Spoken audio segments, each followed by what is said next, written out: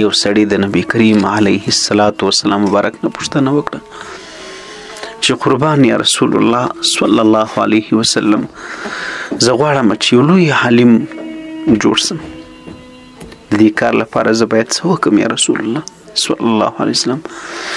نبی کریم علیه السلام مبارک ورته فرمیل چې ته د الله نه ویریږه په پټ او په ښکاره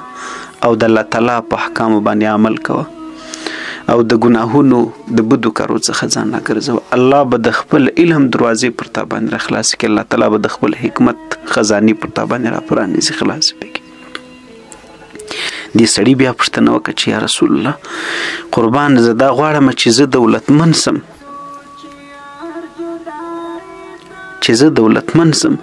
نبی کریم علیه السلام مبارک ورته فرمایل چې ته قناعت اختیار کړه په هماغه حصه باندې په هغه تقسیم باندې راضي واوسېږه په هغه څه باندې چې الله تعالی درکړي دي په هغه ته خوشحاله واوسېږه پر هغه شکر وباسه ته به مالداره سې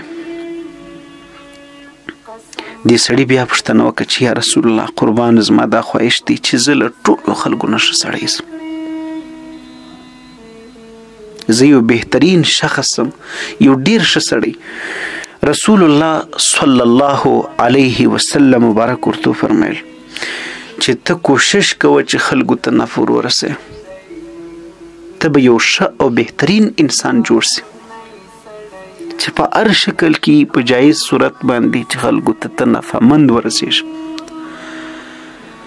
هغه یو حدیث شریف دی تاسو به اورېدلی چې په تاسو کې غوره او خیر او بهتره کس څوک دی زما امت چې د هغه څخه زما و نور امت ته د هغه څه د خدای او مخلوق ته نفع رسېږي نو ته کوشش وکړه چې ته خلکو ته نفع ورسې دې سړي بیا پوښتنه وکړه چې یا رسول الله قربان زه غواړم چې زه یو انصافدار او عادل انسان واوسېږم نبی کریم علیه السلام مبارک ورته فرمایل چې بس د دې کار لپاره چې ته یو عادل او منصف انصافدار انسان واوسېږې د نورو خلکو لپاره هم هغه څه غوره کوه او خوښوه څه چې ستا د خپل ځان لپاره خوښ دي ته به له ټولو نه ته به یو بهترین انصافدار او عادل انسان اوسېږي دې سړي ورته وویل چې یا رسول الله قربان زه غواړم چې الله ته مقرب سم الله رب العزت ته جنتي سم د الله په نیز باندې عزت او مقام پیدا کړم ترلاسه کړم رسول الله صلی الله علیه وسلم مبارک ورته فرمایل چې د الله په ذکر کې او د الله رب العزت په یادولو کې مصروف اوسېږه ستا به دا خواهش هم پوره سي ته به الله ته ژوندی سي ته به د الله په مقربینو کې شمار سي الله تعالی به تا د خپلو ژوندیکانو څخه وګرځي دې سړي بیا پوښتنه وکړه چې یا رسول الله صلی الله علیه وسلم قربان زه غواړم چې زه په نیکوکارانو کې داخل سم زه یو نیک انسان واوسېږم نبی کریم علیه السلام مبارک ورته فرمیل چې د دې لپاره ته د الله د عبادت لمونځ هر قسمه عبادت چې دا په دغسې شان کوه لکه ته چې الله رب العزت وینې که چیرته ته هغه نه وینې نو په دې کې شک او شبه نشته چې الله تا وینې ستا مثال د ړوند دی ړوند چې د بادشاه دربار ته ولاړ سي هلته به په عزت په احترام ناست وي که به دی بیا هلته د وایي چې زه خو بادشاه نه وینم نو اعتبار د الله لیدلو ته دی ته داسې عبادت کوه له دې سره سره به ته څنګه سي ته به په نیکو کارانو کې داخل سي دې سړي بیا پوښتنه وکړه چې یا رسول الله صلی الله علیه وسلم قربان زه غواړم چې زما ایمان مکمل سي نبی کریم علیه السلام مبارک ورته فرمایل چې خپل اخلاق ښایسته کړه او درست یې کړه خپل اخلاق ښه کړه یعنی ښه اخلاق څه شي ته وایي رښتیا ویل وفاداري په واده باندې وفا کول ښه همسایه‌توب ښه انسان د ځانه جوړ کړه ښه اخلاق ستا ایمان د دې سره کامل کیږي دې سړي بیا پوښتنه ځینې وکړه چې یا رسول الله قربان زه غواړم چې زه په اطاعت ګزارو کې داخل سم رسول الله صلی الله مبارک ورته فرمیل چې د خپلو فرایضو له هغه نه دا وروسته د واجباتو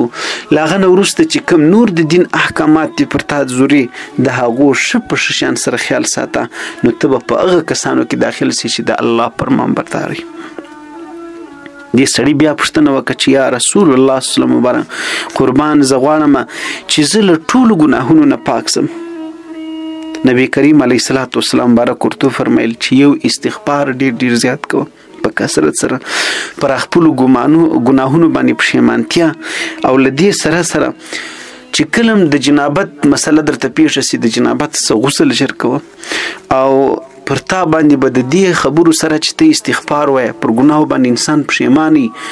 انسان توبه وباسي په خپلو ګناهو باندې او د جنابت څخه ژر غسل کوي پر تا به د برکت دروازې الله راخلاص کړي. الله به ته د ګناهونو څخه داسې صفا کړي لکه یو ماشوم چې د مور څخه پیدا سي نو هغه ګناه نه یې کړې تاسې.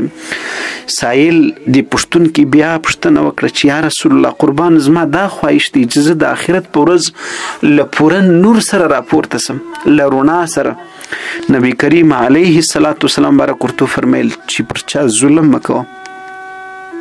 ته به د قیامت په ورځ په نور کې راپورته سي پوره رڼا به ترې که د ظلم وکړي هغه ظلم به پر تا باندې تارې کوي. دې سړي بیا پوښتنه وکړه چې یا رسول الله قربان زه دا غواړم چې الله په ما رحم وکړي.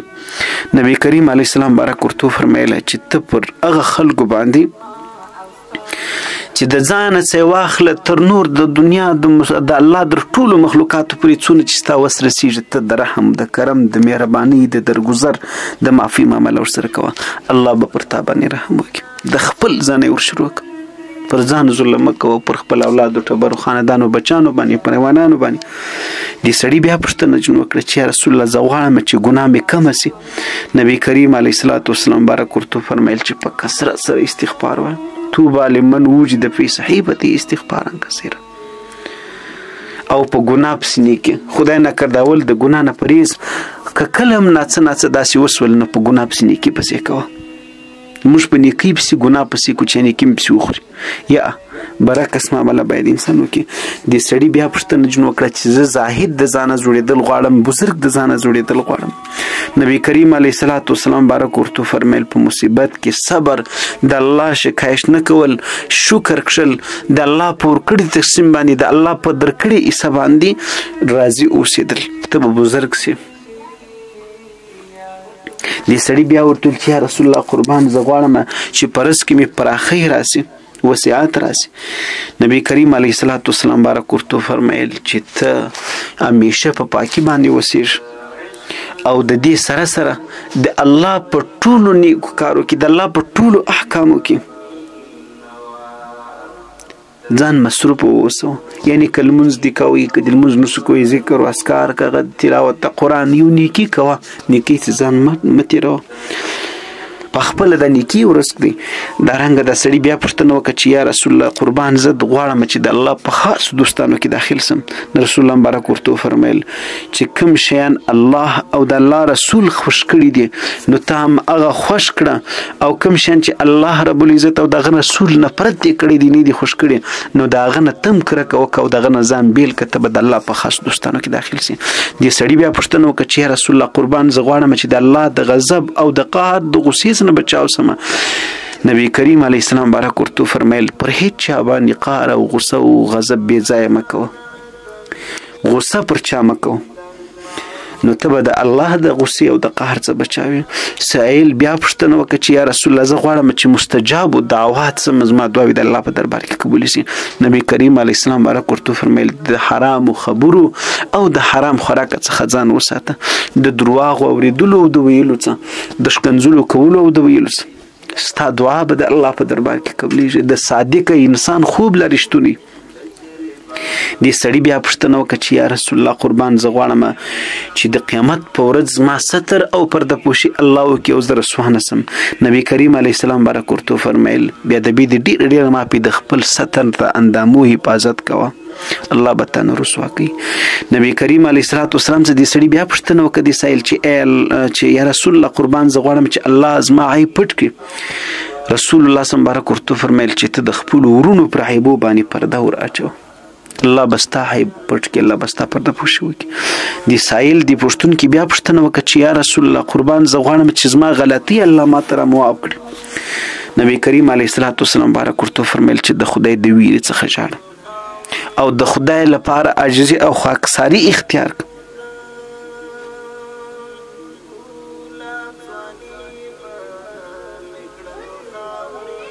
او دې سړي بیا پوښتنه وکړه چې یا رسول الله قربان کومه نیکي د الله په نیز باندې ډېره زیاته افضله ده. رسول الله مبارک ورته وفرمیل ښه اخلاق او عجز و خاکساري، عاجزي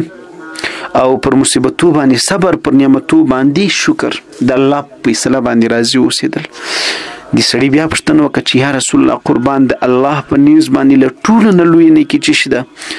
بخښنه غواړم، له ټولو نه بده بدي، له ټولو نه لویه بدي. د نبي کریم علیه السلام بارک ورته وفرمیل بدترین اخلاق او کنجوسي. سړي بیا پوښتنه وکړه چې یا رسول الله صلی الله علیه وسلم کوم عمل دا د الله غضب ایسته کوي د انسان څخه؟ د الله قهر او غضب په کوم عمل سړي شي؟